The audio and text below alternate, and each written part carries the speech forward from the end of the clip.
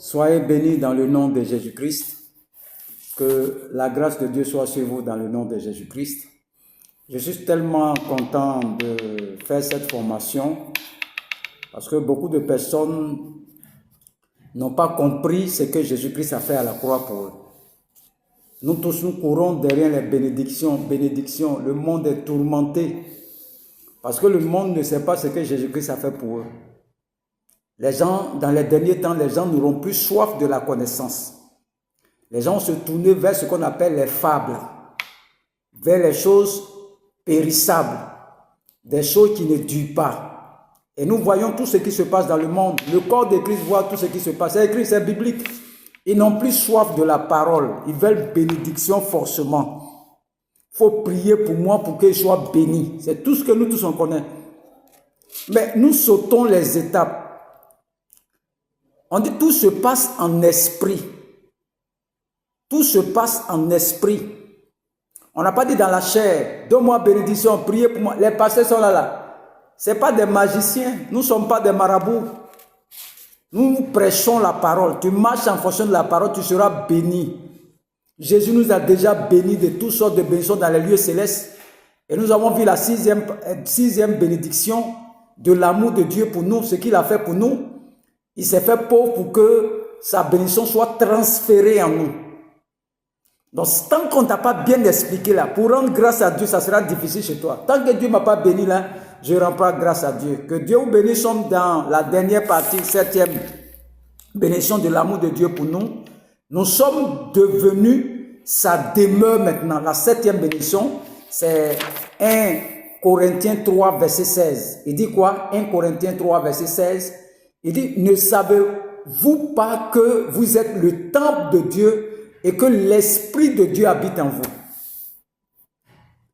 Dieu ne nous a pas laissés seuls. Dieu ton peur, pourquoi? Dieu même là. Il dit, l'Esprit de Dieu habite en vous. Les Abraham, les Salomon, les David, Dieu n'habitait pas en eux. Dieu est venu habiter en vous pour faire quoi? Par le moyen du Saint-Esprit, il va combattre tous vos ennemis et il a répandu en vous son amour qui vous permet d'aimer vos ennemis, vos adversaires facilement. Des gens qui vous font du mal, des gens qui vous critiquent. Mais Dieu répand dans vos cœurs son amour, son amour. Il habite en vous, Dieu habite en vous. Regardez l'amour de Dieu, des pécheurs comme ça, comme nous. Et il vient habiter en toi. Le chrétien ne sait pas que Dieu habite en lui. Il cherche un Dieu qui est loin.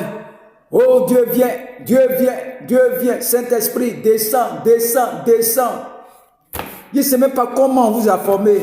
On dit le Saint-Esprit habite en toi. Le Saint-Esprit, 1 Corinthiens 3, verset 16, il dit quoi? Ne savez-vous pas que vous êtes le temple de Dieu et que l'Esprit de Dieu habite en vous? L'amour de Dieu est pour chacun d'entre vous. Est pour chacun de nous. Est-ce que tu as déjà pris un jeûne pour remercier Dieu du fait qu'il est venu habiter en toi, toi un pécheur, nous tous?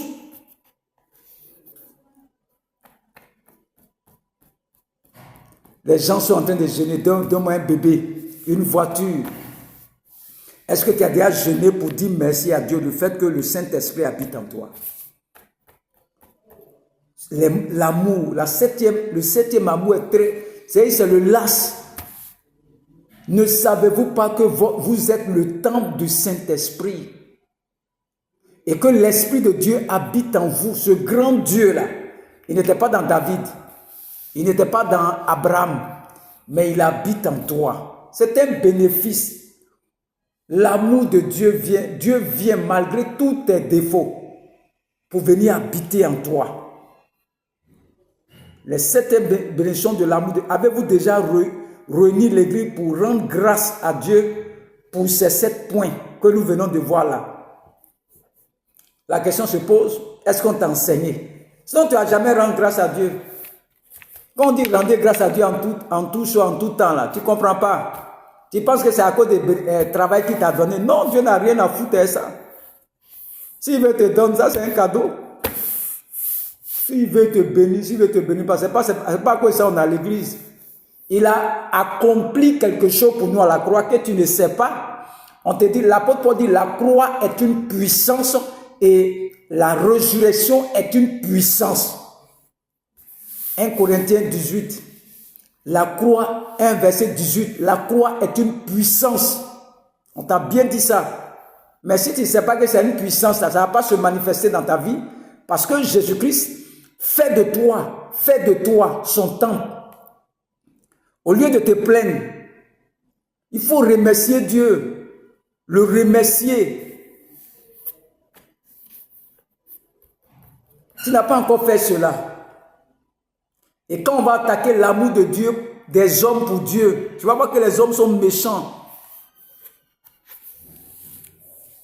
C'est à cause de notre vie chrétienne sont misérables. Parce qu'on ne sait pas ce que Jésus-Christ a fait pour nous, pour qu'on puisse lui dire merci. C'est une formation sur tout ce que Jésus-Christ a fait pour nous que je suis en train de faire là. Sur le péché, nous avons la victoire sur le péché, la victoire, plein de choses, libération. Le temps où vous êtes dans le combat spirituel, c'est comme Dieu était irresponsable. Des gens qui sont livrés à eux-mêmes.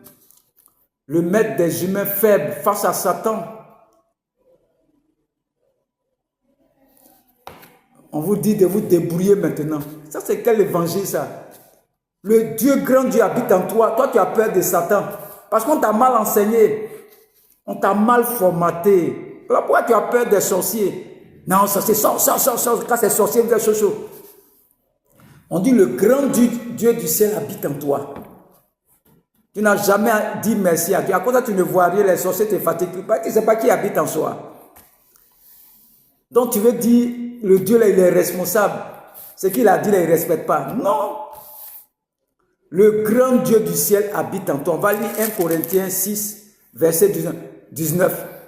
Ne savez-vous pas que votre corps est le temple du Saint-Esprit qui est en vous? On précise encore dans 1 Corinthiens 6, verset 19, que le Saint-Esprit en vous, que vous avez reçu de Dieu et que vous ne vous appartenez point à vous-même. Ça, c'est la puissance et son amour.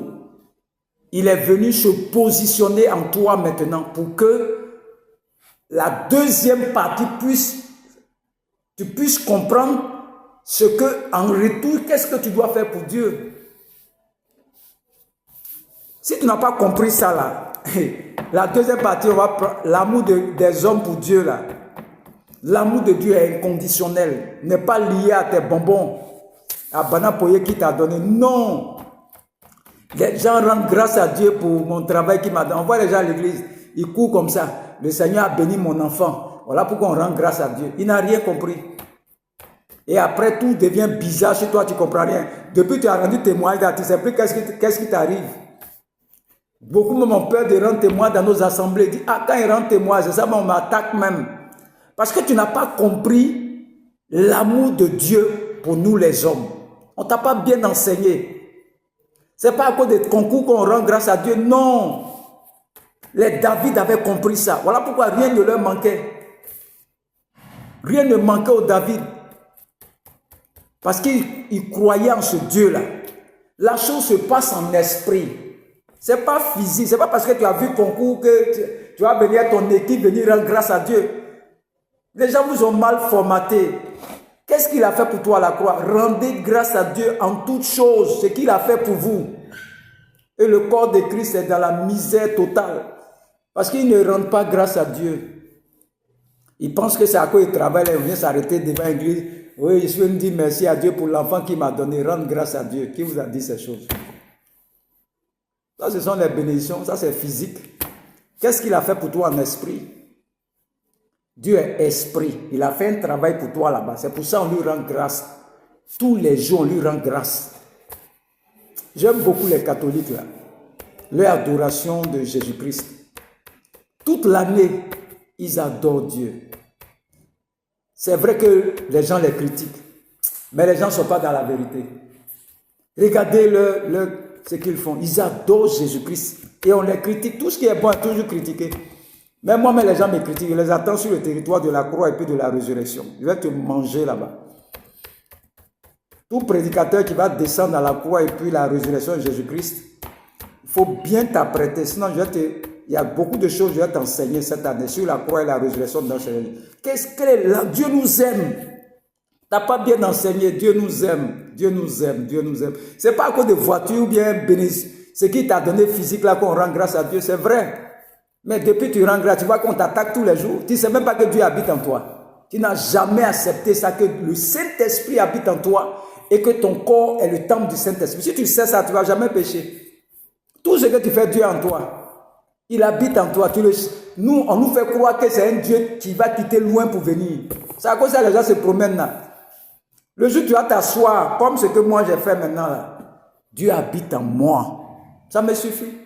Ça m'a libéré totalement. Écoutez bien les enseignements. Ça va vous rendre libre. Ça va vous rendre libre. Je vais résumer tout l'amour de Dieu pour les hommes d'abord, parce que je vais commencer une nouvelle série d'enseignements sur l'amour des hommes maintenant pour Dieu. On va rentrer dans les détails. Et tu vas voir que Dieu nous aime. Des deux côtés, Dieu nous aime. Dieu nous aime, Dieu nous aime, Dieu nous aime. Nous avons fini cet enseignement. Je vais le résumer. Tant que la journée n'est pas finie, il y a toutes sortes d'enseignements. Il y aura toutes sortes d'enseignements. Que Dieu vous bénisse. Nous sommes au 3e enseignement de cette journée sur l'amour de Dieu pour les hommes. Nous avons terminé ces 7 bénéfices. Il y a autre chose encore, mais c'est ce que le Saint-Esprit m'a donné. Il y a d'autres choses qu'il a fait pour nous, je n'ai pas pu les citer. Moi, je ne suis pas Dieu. C'est ce qu'il veut que je comprenne, que je t'enseigne. Rendez grâce à Dieu. C'est un moment de descente. Vous pouvez prendre un jeûne de 30 jours. Il y a 7 bénéfices. Écoute les enseignements et puis dis-lui merci. Tu vas voir en janvier comment ta vie sera transformée. Mais nous rendons grâce à Dieu parce que Dieu m'a donné bonbon, Dieu m'a donné bébé, Dieu m'a donné guérison. Dieu m'a dit non, Seigneur, je te rends grâce à Dieu. Ouais. Tu as mal formé, on t'a mal formaté. Vous allez connaître la vérité et la vérité te rend libre. Ce que t'enseigne là, tant que tu ne connais pas ces choses-là, tu vas finir de rendre grâce. Dieu m'a donné un bébé, mais le problème qui va venir sur ta tête après là, tu regrettes pourquoi tu es venu rendre témoignage à Jésus. Dis merci au Seigneur. Écoutez la parole, ce que Jésus-Christ a fait pour vous. Le reste là, il dit quoi? Heureux ceux qui ont cru, qui n'ont pas vu. Thomas dit, lui veut voir d'abord Jésus. Il veut voir le trou qu'on l'a perforé d'abord. Jésus a dit, heureux ceux qui n'ont pas vu, mais qui ont cru. Ça veut dire beaucoup de choses. Toi, tu veux voir d'abord ton concours d'abord avant de rendre grâce à Dieu. Voilà pourquoi dans les églises, les gens sont tristes. Dieu n'a rien fait pour moi. C'est pour vous seulement il fait. Moi, il ne fait rien pour moi. Vous voyez, on l'a mal formaté. C'est un chrétien qui est mal formaté. Il ne connaît pas la puissance de la croix, la puissance de la résurrection. On t'a enseigné dans l'Ancien Testament seulement. Les bénéfices avant la croix de Jésus, ça seulement qui est dans ta pensée. Voilà pourquoi vous souffrez. Les gens sont misérables dans les églises. Parce que c'est dit que Dieu n'a rien fait pour moi. Moi-même, depuis, j'ai prié pour que Dieu me donne un enfant. Il ne m'a pas encore donné. Regardez comment des gens étaient mal formatés, mal enseignés. Vous êtes passé par la fenêtre pour rentrer dans la maison de Jésus. Vous n'êtes pas passé par la porte. Si tu passes par la porte là, tu vas rendre grâce à Dieu pour ce qu'il a fait pour toi, la croix et la résurrection. Tu ne vas pas attendre les bonbons d'abord. Mais comme on ne t'a pas bien enseigné, mais je suis venu pour vous enseigner, suivez bien les enseignements. C'est une formation reformatée des gens. Dieu dit, je t'ai établi pour que tu détruises les mauvais fondements et que tu rebâtisses les mauvais fondements. Ton fondement n'est pas bon. Voilà pourquoi tu souffres. Écoute les enseignements. J'ai organisé ça en playlist. Plusieurs sortes d'enseignements. J'ai regroupé pour vous fouiller bien dans la page. Il y a ce qu'on appelle les playlists.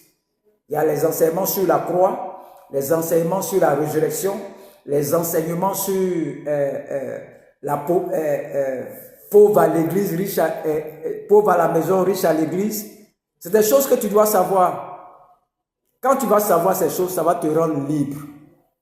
Je suis le prophète des nations, le prophète Jean Guéa, de la mission divine d'amour. Dieu est amour. Si Dieu ne m'a pas donné bénédiction, moi, ce qu'il a fait pour moi à la croix, là, c'est son amour pour moi. Et c'est ça qui va te sauver. Ce n'est pas tes bénédictions, tout ce que tu cherches comme bénédiction, on va laisser tout ça sur la terre ici. Qu'est-ce que Jésus-Christ a fait pour toi à la croix? Revenons dans l'évangile vrai. Le monde prêche autre chose. Et bientôt, vous allez me voir dans les nations pour aller enseigner. Je t'annonce ça déjà. C'est pour ça que Dieu m'a envoyé. Quand on dit prophète des nations, Dieu m'envoie dans la connaissance de Christ pour t'enseigner. Le prophète, c'est un enseignant. Je vois. Ça, c'est des dons. Le prophète, c'est un enseignant. Il enseigne les mystères de la parole du Seigneur. Dans l'Ancien Testament, les prophètes parlaient de la part de Dieu. Mais dans le Nouveau Testament, le rôle du prophète, c'est d'annoncer les mystères qui sont contenus dans sa parole. Ce n'est pas pour dire Dieu, je vois. Non, ce n'est pas pour ça. Le prophète envoie dans la connaissance de la parole. Il voit dans la parole les profondeurs de la parole, la connaissance de Christ. C'est ça qui est le prophète. Les gens travaillent toujours sous l'Ancien Testament. Et le Nouveau Testament, qui est le prophète dans le Nouveau Testament? On parle de 5 ministères. Le prophète fait quoi? Il parle de la part de Dieu. Il dit, quand le Saint-Esprit viendra, il vous enseignera toutes choses me concernant, moi Jésus. Tous les prophètes qui enseignent, ils sont dans la vérité. Dieu m'a dit, je vois tant. Ce sont des dons spirituels. Ça peut se manifester, mais ce n'est pas pour ça qu'on a l'église. Nous sommes là pour avoir ce que Jésus-Christ a fait pour nous. Le prophète doit t'amener dans la connaissance. Si je vois ton grand-père qui adorait des fétiches, ça c'est l'Ancien Testament. Jésus-Christ a fait quoi pour lui? Après que tu lui as dit que son grand-père adorait un mouton, il adorait une montagne, mais qu'est-ce que Jésus-Christ a fait pour lui? C'est le rôle du prophète. C'est-à-dire, il voit ce que ton grand-père a fait dans le passé, et puis il t'envoie dans la solution de Jésus-Christ, il t'envoie à la croix et à la résurrection, parce qu'il est mort, il est allé dans le séjour des morts, il est ressuscité. Qu'est-ce qu'il nous dit après la résurrection sur ce que ton grand-père a fait? Ça, c'est le rôle du prophète. Non, je vois ton grand-père adorer quelque chose, montagne de l'eau. Oui, c'est vrai. Mais le prophète du Nouveau Testament doit t'amener à la résurrection de Jésus-Christ. L'apôtre Paul dit, parmi nous, il y a des gens qui prêchent que Christ n'est pas ressuscité. Eux, ils s'arrêtent seulement à la croix. Christ est mort. C'est comme s'il n'est pas ressuscité. On te dit que j'ai pris vos péchés, je me suis fait malédiction pour vous. J'ai porté vos péchés. Pourquoi le prophète t'envoie pas là-bas? Pour attraper ces prophètes-là. Quand il a fini de te donner la révélation, tu vas faire une offrande de peut-être 300 000. C'est vrai, ça c'est l'Ancien Testament. Ça c'est avant la croix de Jésus-Christ. Mais pourquoi il ne t'envoie pas à la résurrection? Le rôle du prophète ne se limite pas seulement à la croix de Jésus.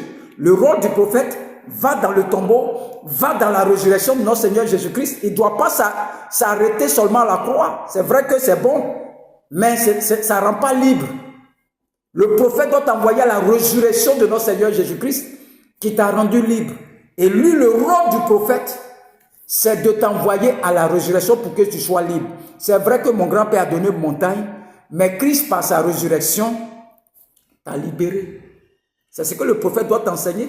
Mais le prophète ne doit pas te limiter à la croix de Jésus seulement.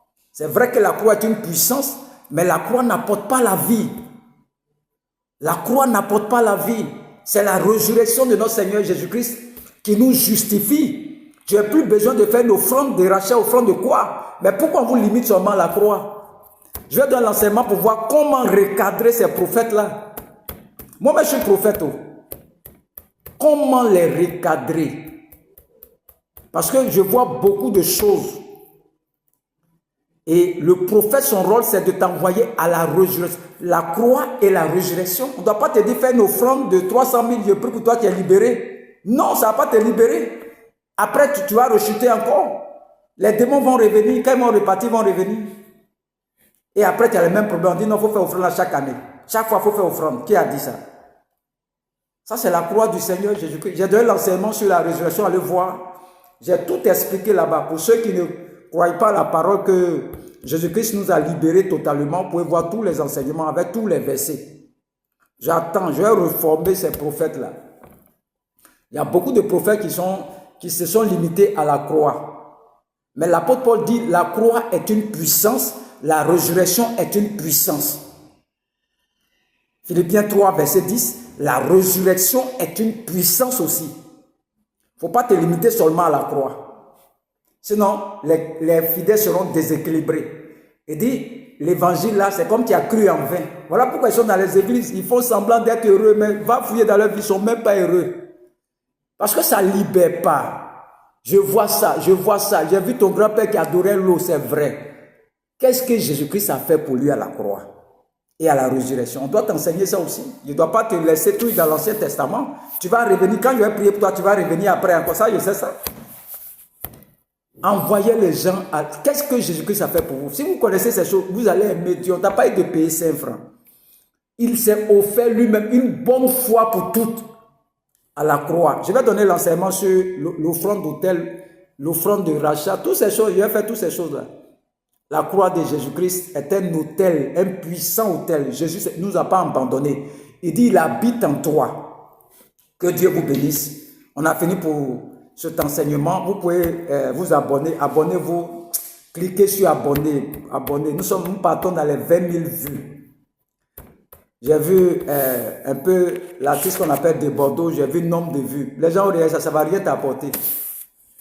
Ça ne va pas t'apporter, mais écoute la parole, ça va transformer ta vie. Les gens du monde font combien de vues? Vous les chrétiens, vous n'aimez pas soutenir vos frères chrétiens. Vous n'aimez pas soutenir, vous devez voir les chrétiens dans la misère, la pauvreté. Quand il faut un truc, quand on dit après, au lieu de prêcher, moi je n'ai pas arrêté. Moi je vais prêcher sur les réseaux jusqu'à la fin de ma vie. Donc si tu penses que je vais mourir, si tu mens, moi je vais arriver qu'à 100 ans. Ça là, je te dis ça en même temps. Tu vas écouter l'enseignement quand tu seras fatigué. Tu seras dégoûté même. Tu ne vas plus écouter un autre évangile. Tu seras connecté. Parce que dans peu de temps, je vais faire les directs. Les enseignements seront en direct dans peu de temps. Et beaucoup d'hommes vont me suivre. Je te le dis en même temps. Nous partons dans les 1000 abonnés. On va dépasser les 1000 abonnés. Ça, Dieu, je sais que Dieu est capable de faire ça. Battre tous les records sur les réseaux sociaux. Vous allez voir. Que Dieu vous bénisse. Et que le nom de l'Éternel soit glorifié. Au nom de Jésus-Christ. Amen.